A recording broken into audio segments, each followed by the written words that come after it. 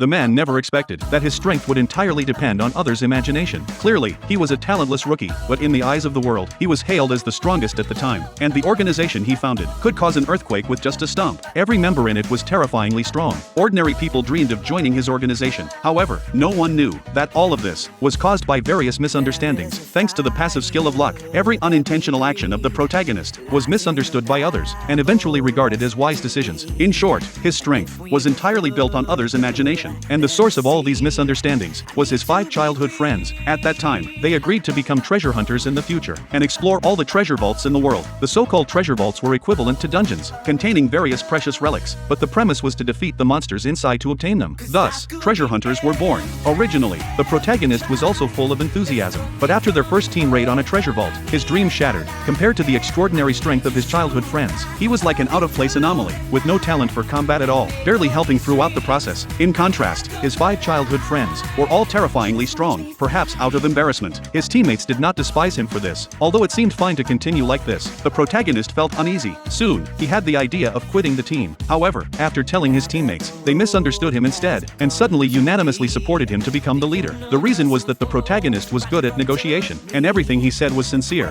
Although they had never seen the protagonist in action, since their strength was so strong, they subconsciously believed that the protagonist was also strong. Therefore, for them, being good at negotiation was the most important. This was the beginning and the end of everything. Years passed after that. With the help of his monster-like teammates, they gradually became the strongest team in the eyes of the world, and as the leader, his strength was rumored to be godlike, directly recognized as the strongest level 8 hunter, simply because no one had seen him in action. The more unknown, the more terrifying, but no one knew that the reason he didn't take action was firstly because his teammates didn't need him to, and secondly, most importantly, he was afraid of exposing his lack of strength. And today, the clan he founded, called First Steps, was holding interviews to recruit new teammates. The so-called clan was composed of multiple teams, the strongest of which was Grieving Souls, the team he and his childhood friends were in. He had to be present for this interview, but the reason he didn't go in directly was entirely because he overslept.